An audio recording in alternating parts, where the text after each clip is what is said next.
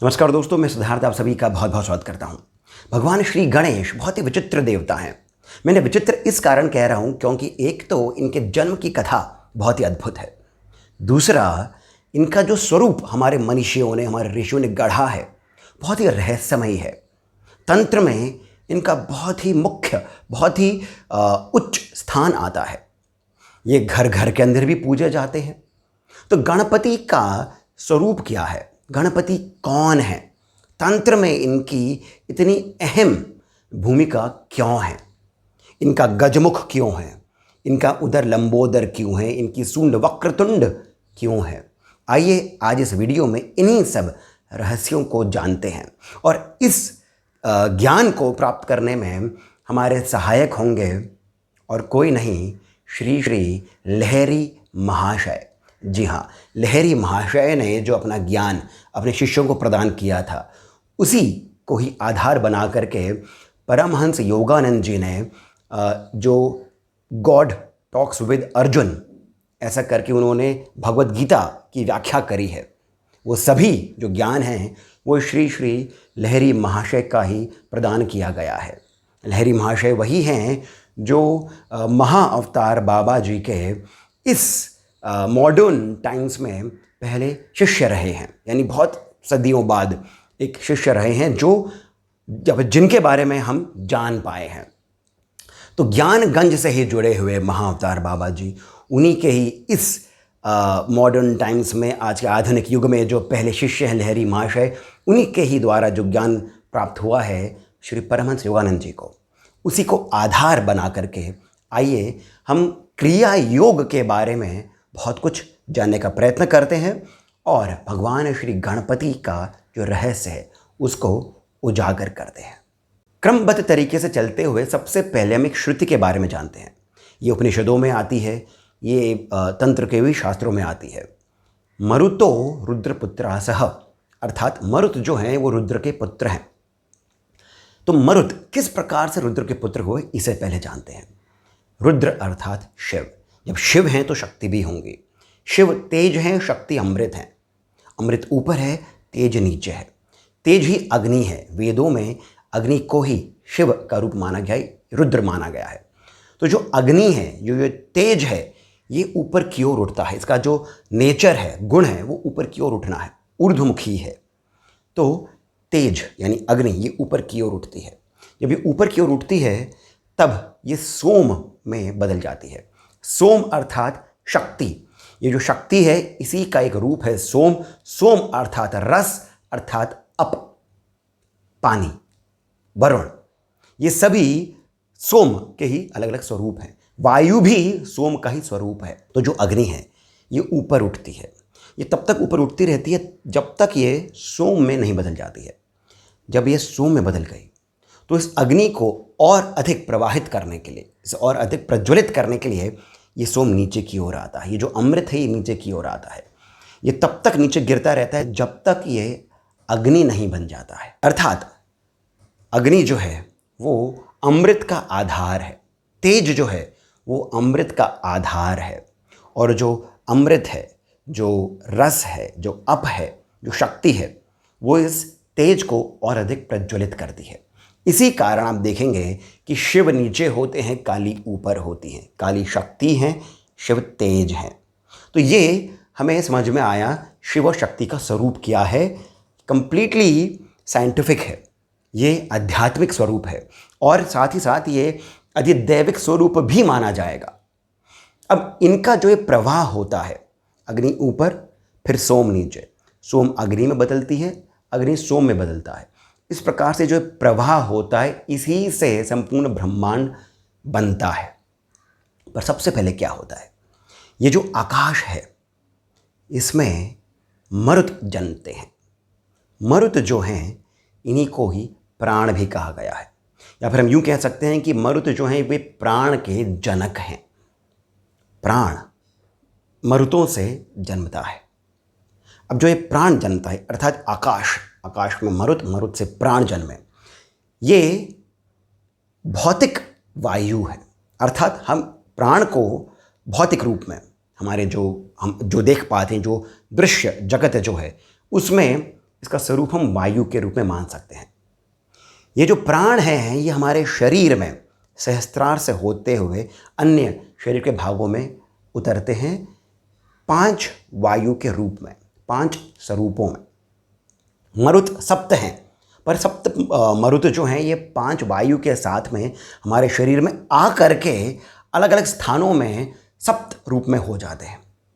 किस प्रकार, आइए अब इसको जानते हैं और ये भी जानते हैं कि जब ये मरुत हमारे शरीर में आ जाते हैं तब इनका काम क्या होता है, ये क्या करते हैं। ये जो मरुत हैं ये वायु के रूप में, पंच वायु के रूप में हमारे शरीर में आते हैं। जो चक्र हैं वहाँ पर ये स्थापित हो जाते हैं, अर्थात जो मूलाधार से लेकर के सहस्त्रार तक जो हमारे चक्र हैं उनमें ये स्थापित हो जाते हैं। स्थापित हो करके ये और इनका विखंडन होता है, यानी और बंटते हैं और ऐसे ये 49 हो जाते हैं, 49 हो जाते हैं। और जो मुख्य प्राण हैं वो मिला करके ये 50 हो जाते हैं। अब 50 वायु या फिर 50 मरुत, इससे कुछ हमें ध्यान आएगा। यदि आपने योग के कुछ शास्त्र पढ़े होंगे तब आपको समझ में आएगा कि जो संस्कृत व्याकरण है उसमें भी अक्षर जो हैं वो 50 हैं। 51 भी एक जगह पर आ जाते हैं, पर मूल रूप से ये 50 गिने जाते हैं। 49, 50, ये होते होते 51, 52 भी हो जाते हैं। ये जो 50 अक्षर हैं इसमें संयुक्त अक्षर वगैरह भी आ जाते हैं। जो 50 अक्षर हैं यही 50 मरुत हैं। इन समूहों को, ये जो अक्षरों का समूह है, ये जो मरुतों का समूह है, संस्कृत में इन्हें ही गण कहा जाता है। यानी गण जो है वो समूह का वाचक है। तो गण अर्थात समूह और पति अर्थात आधार, जो इन अक्षरों का आधार है, जो मरुतों का आधार है, वही गणपति है। परंतु फिर भी इसे गणपति का रहस्य पूरा समझ में नहीं आता है। हमें और थोड़ा सा अधिक भीतर की ओर चलना पड़ेगा। प्रश्न हमारा अभी भी वहीं पर ही आता है कि ये जो मरुत है इनका काम क्या होता है। मैंने आपको बताया कि मरुत और अक्षर ये एक ही हैं। अब हम करते क्या हैं कि जब जो ये हमारे चक्र हैं इनमें जो मरुत स्थापित हैं, हम इन मरुतों का जो स्वर है उसका उच्चारण करते हैं। ध्यान से सुनिएगा, ये मैं क्रिया योग की बात कर रहा हूँ। क्रिया योग में श्री लहरी महाशय ने इस प्रकार से बताया है कि जो ये मरुत हमारे इन चक्रों में स्थापित हो जाते हैं, इनके जो विभिन्न स्वर हैं, जब उनका हम उच्चारण करते हैं तब ये जो स्वर के उच्चारण से तरंगे उत्पन्न होती हैं, ये जो वाइब्रेशंस है, इससे हमारे शरीर में जो 3 ग्रंथियां हैं वो धीरे धीरे करके खुलती हैं। ये जो ग्रंथियां हैं, ये जो एक गुत्थम गुत्था हुई जो एक ये स्थान है, ये खुलना आरंभ होता है। इसके खुलने से हमारे जो चक्र हैं वे खुलने आरंभ होते हैं। मूलाधार के खुलने से सुषुम्ना नाड़ी के माध्यम से हमारी कुंडलिनी शक्ति का जागरण होता है, वो ऊपर की ओर उठती है।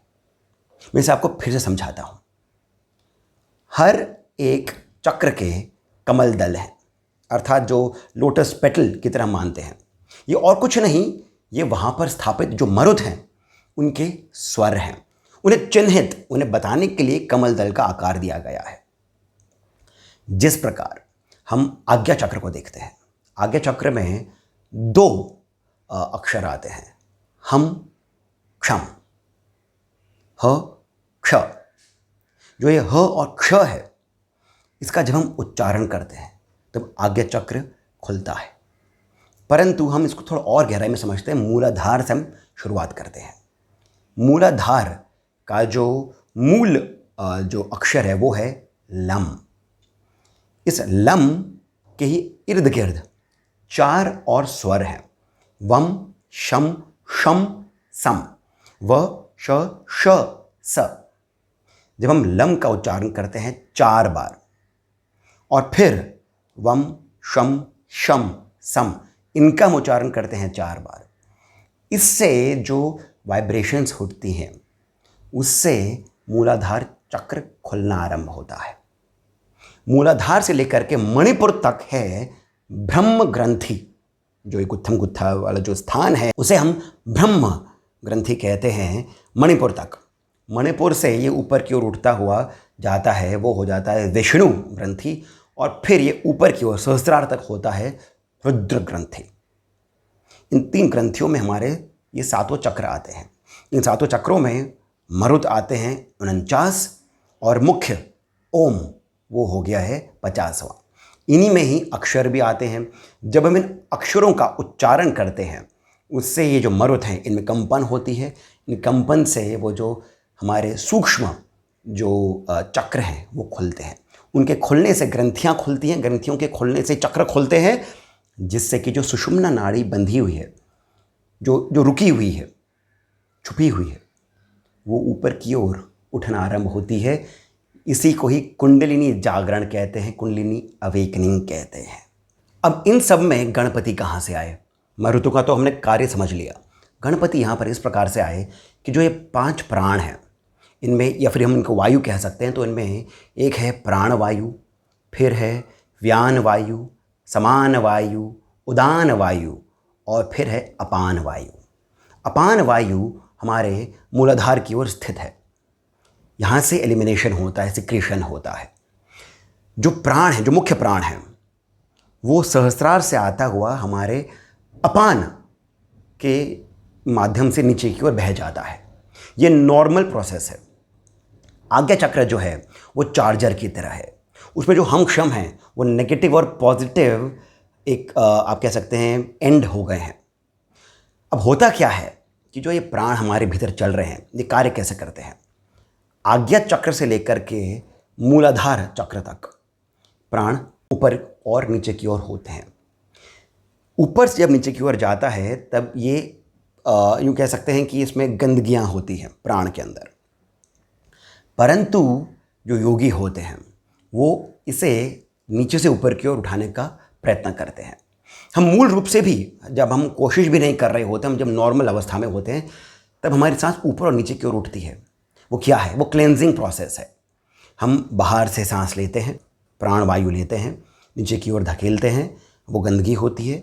यहाँ से हम ऊपर की ओर उठते हैं, वो साफ़ एकदम क्लीन वायु ऊपर आती है। फिर से गंदा, फिर से साफ़, गंदा साफ़। ऐसे ही इंसुलेशन का कार्य होता है, जिससे कि एनर्जी उत्पन्न होती है। हमारा शरीर इसी कारण चलता है। कितना सुंदर विज्ञान है। नीचे से ऊपर, ऊपर से नीचे, इस प्रकार से हमारा सारा कार्य चलता है प्राणों के माध्यम से। गणपति को अपान के देवता कहते हैं। गणपति अथर्वशीर्ष में आता है तो मूलाधार स्थितो अस्य नित्यम, अर्थात आप मूलाधार में नित्य ही स्थापित हैं। तो जो गणपति हैं ये मूलाधार के देवता हैं। जो 4 पेटल्स हैं, वम शम शम सम, ये गणपति के 4 हाथ हैं। गणपति का ही शेप क्यों दिया गया है समझते हैं हम, यानी हाथी, गज का मुख क्यों दिया गया है इन्हें? गज का मुख और कुछ नहीं है, हमारा ही मस्तिष्क है। इनका जो तुंड है, जो वक्रतुंड है, वो हमारी स्पाइनल कॉर्ड है। तुंड जो है उसका काम क्या होता है? हाथी सूंड से क्या करता है? ज़मीन को, धरती को सूंघता है। मूलाधार का जो तत्व है वो है पृथ्वी तत्व। पृथ्वी का एक बहुत ही विशेष गुण है, ध्यान से सुनेगा। पृथ्वी का एक विशेष गुण है गंध। इस गंध को संस्कृत में, इस गंध को शास्त्रों में, आगम और निगम शास्त्रों में संबोधित किया गया है गम से। ये जो गम है यही गणपति का भी मंत्र है। गणपति की जो संरचना करी गई है, इनके आकार की, इनके स्वरूप की, वो इसी गम के आधार पर करी गई है। क्योंकि ये पृथ्वी का विशेष गुण है गंध। यहीं पर ही पृथ्वी तत्व आता है। इसी से शक्ति जो है, कुंडलिनी शक्ति, वो ऊपर की ओर उठती है।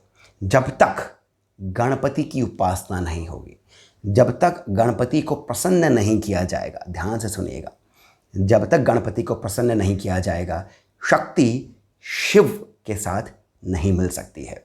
अर्थात मूलाधार को जब तक हम खोलेंगे नहीं, जागृत नहीं करेंगे, तब तक शक्ति ऊपर की ओर नहीं उठ सकती है। गणपति का जो स्वरूप है वो इसी कारण गजमुख दिया गया है, स्पाइनल कॉर्ड है, यहाँ पर हमारा मस्तिष्क है, मूलाधार है, यही आधार है जिसे हम कहते हैं ब्रह्म ग्रंथि। इसी कारण कहते हैं त्वम प्रत्यक्षम ब्रह्मासि। गणपति अथर्वशीर्ष में आता है त्वम प्रत्यक्षम ब्रह्मासि, गणपति ही ब्रह्म है, क्योंकि यही आधार है प्राण के। मूलाधार का जो वर्ण है वो रक्त है, गणपति का भी जो वर्ण है वो रक्त बताया गया है। अर्थात गणपति को हम एक स्वरूप में नहीं समझ सकते हैं। वो स्वरूप हमारे पूजन के लिए, ध्यान के लिए अच्छा है, परंतु गणपति ऐसे हैं जो हर एक जीव में व्याप्त हैं, ब्रह्मांड में व्याप्त है। तो गणपति का जब हमें ध्यान करना हो तब हमें मूलाधार का ध्यान करना होगा, रक्त वर्ण का हमें ध्यान करना होगा, लम बीज का हमें ध्यान करना होगा, गम बीज का हमें ध्यान करना होगा। गणपति ब्रह्मांड की शक्ति हैं। ये गणपति ब्रह्मांड की शक्ति को अपने अंदर समाहित करके रखते हैं। ये शिव और शक्ति के पुत्र हैं, ये मरुतों के देवता हैं। दोस्तों, आशा करता हूँ कि गणपति का जो ये रहस्य है, ये जो अधिभौतिक, अधिदैविक और आध्यात्मिक रहस्य मैंने बताने की जो चेष्टा करी है, कोशिश करी है, इससे आपको भगवान गणपति का रहस्य थोड़ा बहुत समझ में आया होगा। मैं ये नहीं कहूँगा कि मैं अपने इस कार्य में 100% सक्सेसफुल रहा हूँ, परंतु थोड़ा बहुत भी यदि आपके मन में उत्सुकता जागी होगी गणपति के बारे में और अधिक जानने की, तो यहीं पर ही मेरा उद्देश्य पूर्ण होता है। आशा करता हूँ कि आपको ये व्याख्या, ये सारा प्रसंग जो मैंने आपको बताया, जो लहरी महाशय ने परमहंस योगानंद जी के माध्यम से जगत को बताया है, ये आपको सुंदर लगा होगा। यदि ऐसा है तो कृपया करके इस वीडियो को लाइक करिए, हमें सब्सक्राइब करना नहीं भूलें, और जो पहले कमेंट, जो पिंड कमेंट है, उसमें जो डिटेल्स दी गई हैं पेटीएम, जीपे इत्यादि की, उसके माध्यम से आप हमें 100, 200, 500 जितना अधिक हो सके उतना श्री सहयोग अवश्य करें, बहुत अधिक प्रोत्साहन मिलता है। इसके साथ मैं सिद्धार्थ अब आपसे जाने की अनुमति लेता हूँ। ओम गम गणपतये नमः।